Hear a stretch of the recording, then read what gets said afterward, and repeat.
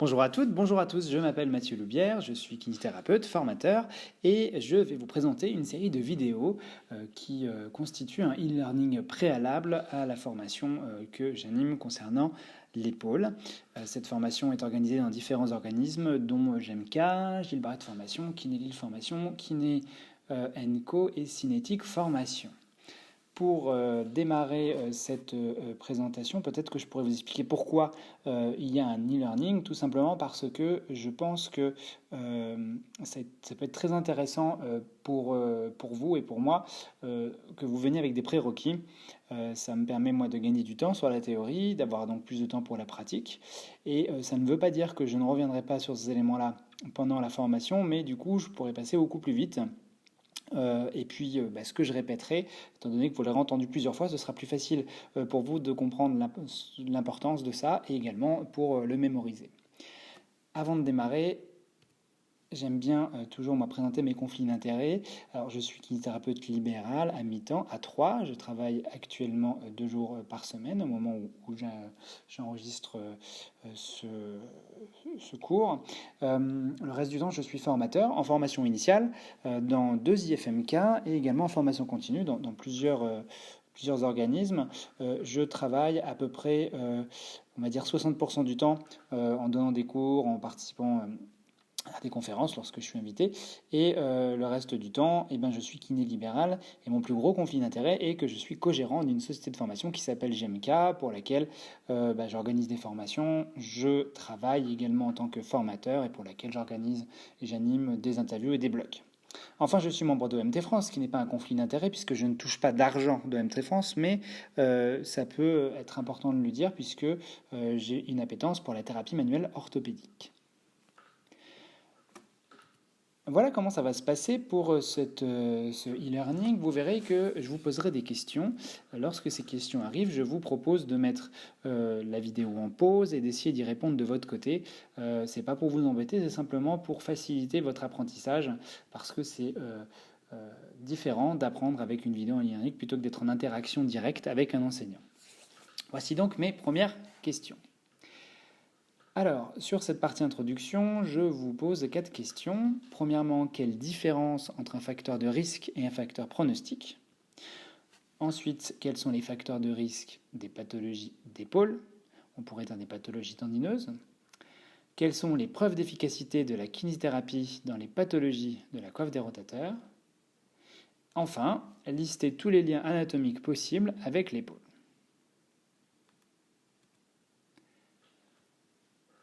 Je vais vous présenter quelques diapositives d'introduction. Je pense que ça peut être pas mal pour introduire le sujet. Alors vous verrez que dans ces vidéos, nous allons parler un peu d'épidémiologie. Ensuite, nous verrons un bloc sur l'anatomie, un bloc sur les postures et les muscles, un bloc sur la biomécanique et un tout petit peu de phylogénèse. L'avantage, c'est que ça nous permet de faire passer un gros bloc théorique beaucoup plus rapidement. En introduction, j'utilise toujours ces 2 phrases. Alors, il y a un adage dit ostéopathique. Je n'ai pas la référence exacte. Je ne me souviens plus où je l'avais vu. Il faudrait que je retrouve ça. En tout cas, ça dit une épaule n'est jamais une épaule. Qu'est-ce qu'il y a derrière ça?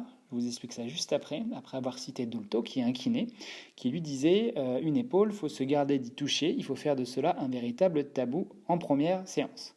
Alors, ça n'a jamais été aussi vrai que maintenant, on va voir dans la littérature, mais lui, il le disait pour autre chose à l'époque. Qu'est-ce que ça sous-entend? Ça sous-entend que lorsqu'il y a une douleur de l'épaule, c'est-à-dire que le patient vient se plaindre d'une douleur au niveau de l'épaule, il faut prendre garde de ne pas foncer tête baissée sur l'articulation gléno-humérale, comme ça a été le cas pendant un certain temps, pendant des années. En effet, dans de nombreuses situations, il se trouve que la douleur de l'épaule, elle n'a pas une origine d'épaule, elle a une origine autre. Ça pourrait être les cervicales, par exemple, ça pourrait être une projection douloureuse d'autre chose. Quand Dolto disait ça, il faut se garder du toucher, lui, il mettait un point donné à aller regarder la ceinture scapulaire en général et également regarder les cervicales. Aujourd'hui, on pourrait réutiliser cet adage parce que la tendance actuelle est de limiter au maximum les techniques qu'on va appeler les techniques hands-on, c'est-à-dire les techniques où on met les mains. Donc c'est un anglicisme pour dire traitement avec les mains. Le traitement manuel, tel que le massage, les étirements, les mobilisations, on appelle ça le hands-on, par opposition à ce qu'on appelle le hands-off, sans les mains. Donc dans le hands-off, vous avez les exercices et vous avez également l'éducation. Et en fait, actuellement, la tendance au niveau mondial, c'est au niveau des pathologies musculo-squelettiques, de privilégier le hands-off qui favorise en fait l'autonomie des patients. Et donc, si on peut traiter quelqu'un sans avoir besoin de le toucher, ça le rend moins dépendant du soin. Et en plus, il se trouve que les preuves d'efficacité dans les pathologies de coiffe, il se trouve que l'actif est bien supérieur au passif, quel que soit le problème. Alors, il y a peut-être un problème particulier, nous en parlerons plus tard avec la capsule rétractible, c'est un petit peu différent. Mais en tout cas, cette phrase n'a jamais été autant au goût du jour.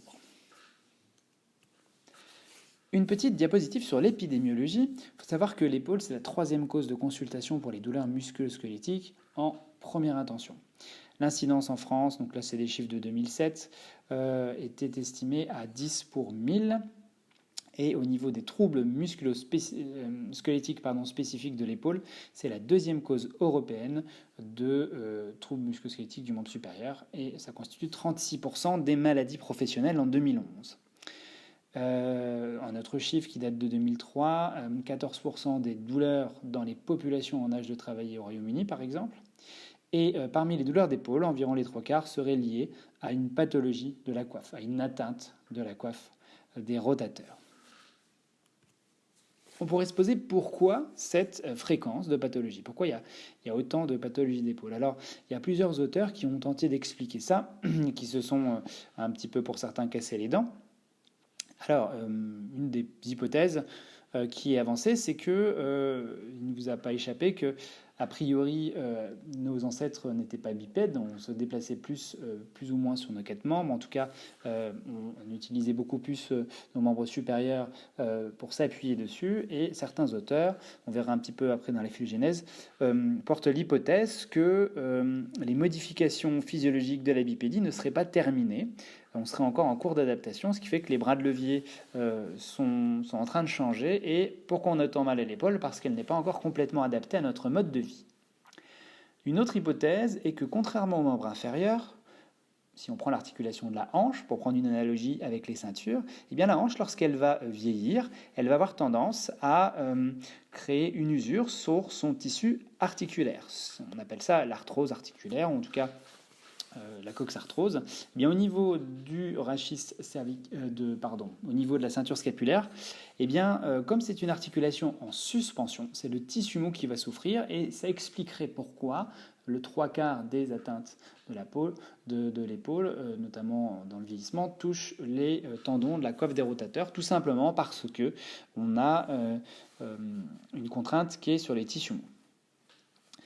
Une autre hypothèse d'explication, alors Péninou en parlait déjà de ça, qui est de dire que comme c'est un système qui peut être un petit peu complexe au fonctionnement et qui est en lien avec plein de structures, eh bien si on a des raideurs, des hypertonies, des pertes d'amplitude, eh bien les contraintes vont être augmentées, démultipliées au niveau des structures de tissu mou, et les structures élastiques vont souffrir.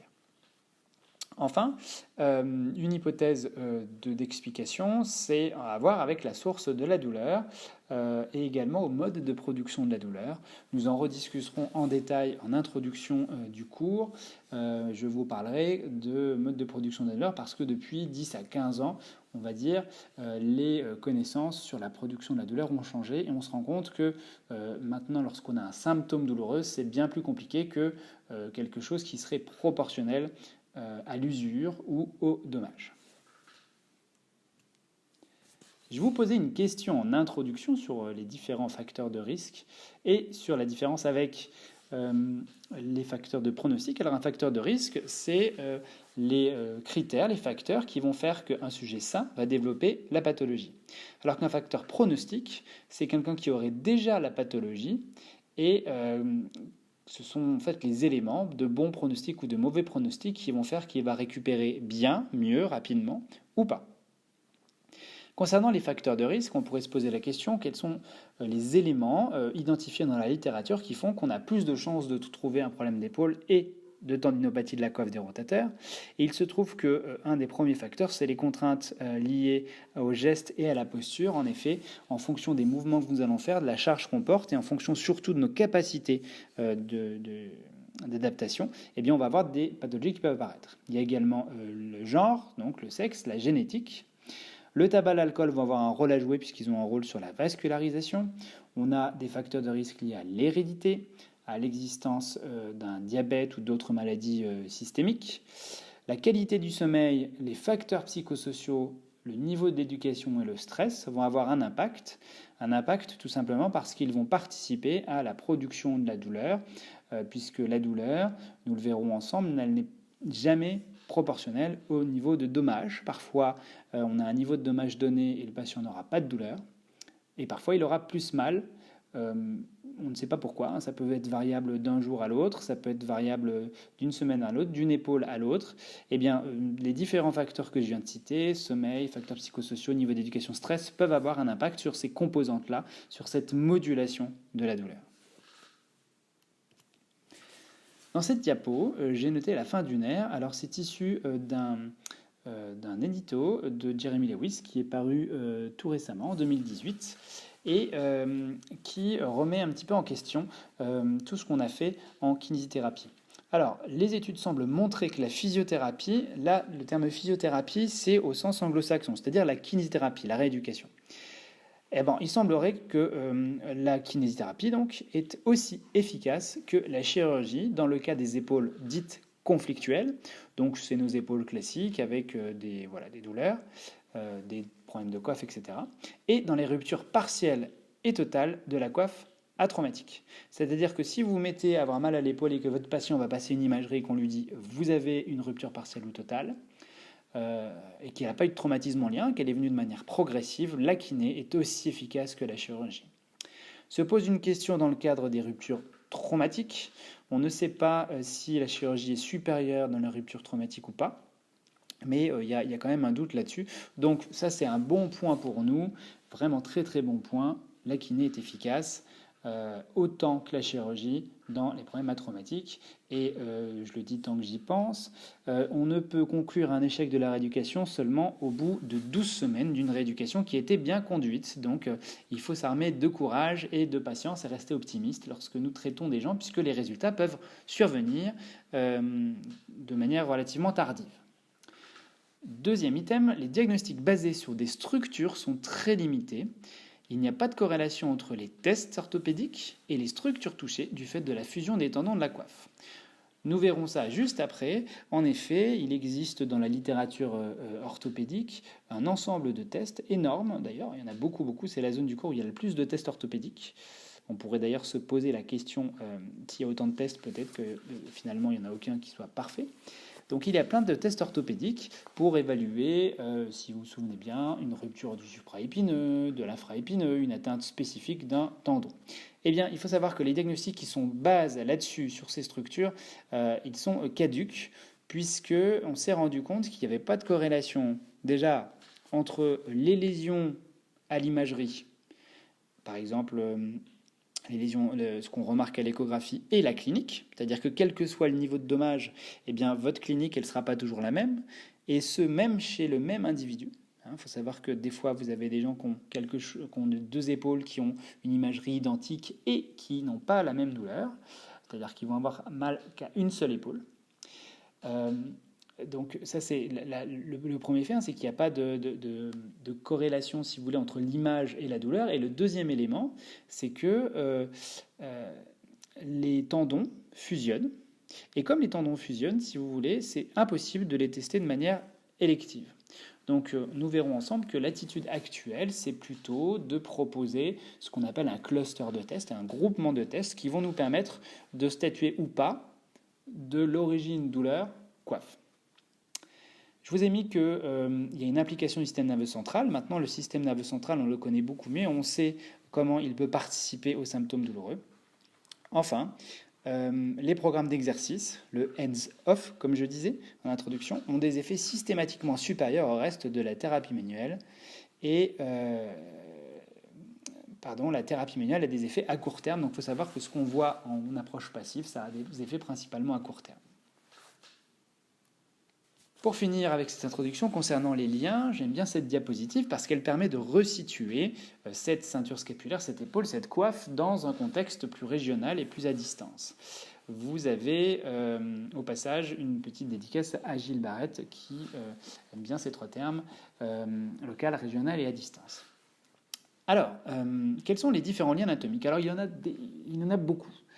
Déjà, il y a beaucoup de liens avec le rachis cervical, que ce soit par l'intermédiaire de muscles comme le trapèze, que ce soit par l'intermédiaire des nerfs, des vaisseaux, des fascias. Alors le terme fascia ici engendre de manière globale les aponevroses, le tissu conjonctif, etc. De nombreuses études montrent qu'il y a un lien anatomique et aussi qu'il y a une petite influence entre des postures de maintien de tête et des douleurs d'épaule. Le rachis thoracique, c'est tout simple. La ceinture scapulaire, elle repose sur le rachis thoracique. La scapula s'appuie dessus. Donc on peut envisager effectivement qu'il y ait des liens entre les deux.